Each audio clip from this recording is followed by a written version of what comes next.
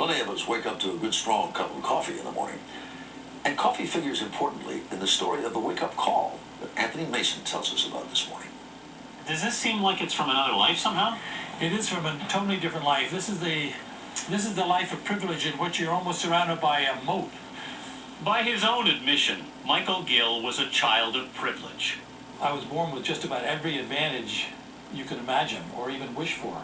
He went to an Ivy League college, was a top executive at a world-renowned ad agency, and had a six-figure salary. But now, at age 67, he's trudging through the dark just before 5 o'clock in the morning to make the early shift for his new job. Venti non-fat latte and a tall non-fat latte, please. Yes, he's a barista at Starbucks. Double tall non-fat latte. This was not on my sort of goal when I went to Yale. This is the story of an affluent man's fall from grace and how he found redemption in an unexpected place. Thank you. A story Michael Gates Gill calls How Starbucks Saved My Life. The way you describe it, it almost has kind of a religious connotation to it. No, I think there's definitely a sense of, I would have to say, divine grace about my life, because I definitely didn't deserve this kindness. He was born the first son in a prominent family. His father, Brendan Gill, was a writer for The New Yorker for more than 60 years, author of a best-selling history of the magazine, and friend to many of the city's most famous faces. How old were you when you moved out here? I was 5 years old. When Mike was still a boy, the Gills moved to a prosperous New York suburb called Bronxville. This is a big house. It's a big house, about 25 rooms, and he also built a gymnasium. My father was not in love with having children, although he had eventually 7 children. And he thought by building a gymnasium with a basketball court, rings, and ropes that we would play there and he'd leave him alone. He has a 2-story library you can see over there. Right. Following in his father's footsteps, Michael went to Yale and was hired out of college to work at J. Walter Thompson, then the world's biggest ad agency. I was what was called a creative director, and that means that my job was to encourage other people to have ideas, like an orchestra leader. What you end up with is a Marine. He presided over ad campaigns for the Marines, Christian Dior, and Ford. For 26 years, he climbed the corporate ladder. Did you see the end coming? No, I was really shocked by it, which I shouldn't have been. He was 53 when a fellow executive invited him out to breakfast.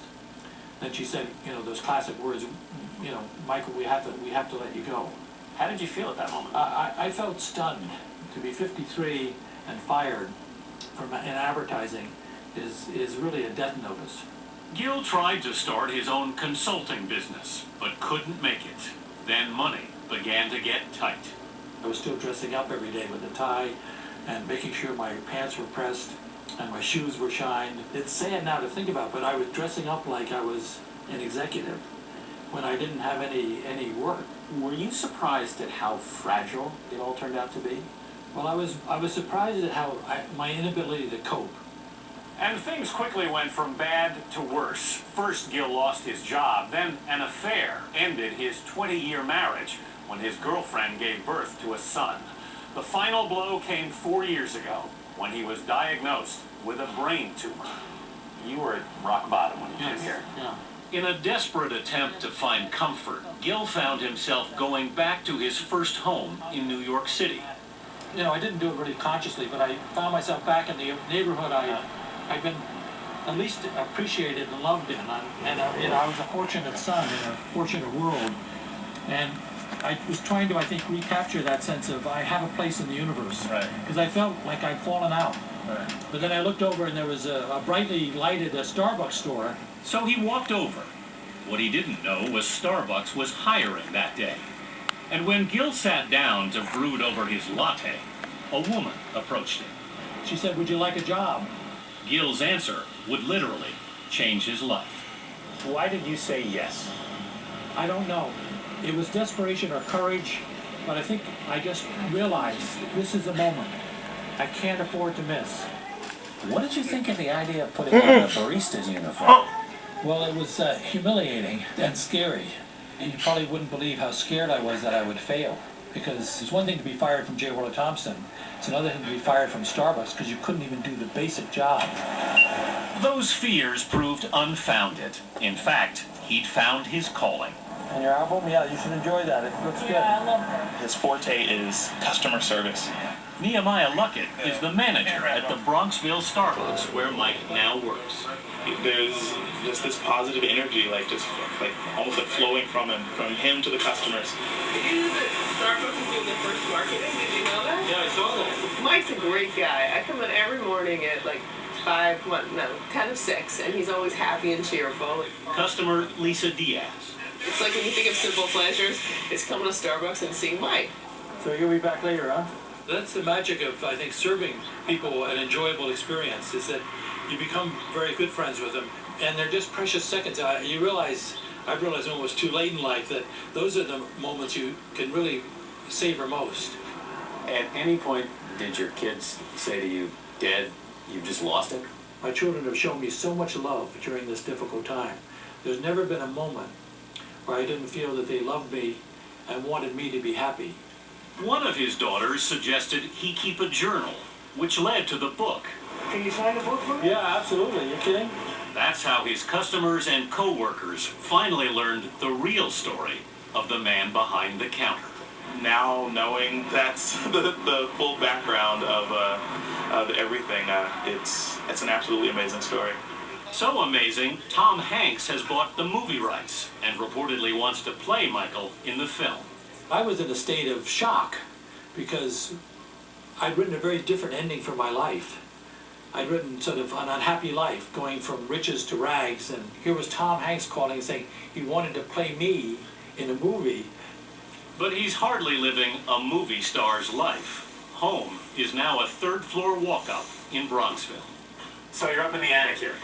Yeah, it's just a little attic apartment, but the amazing thing to me is that I'm so much happier here in this cozy little attic apartment than I ever was in my 25-room house. I think You've downsized a bit. I was downsized, and now I'm downsizing myself.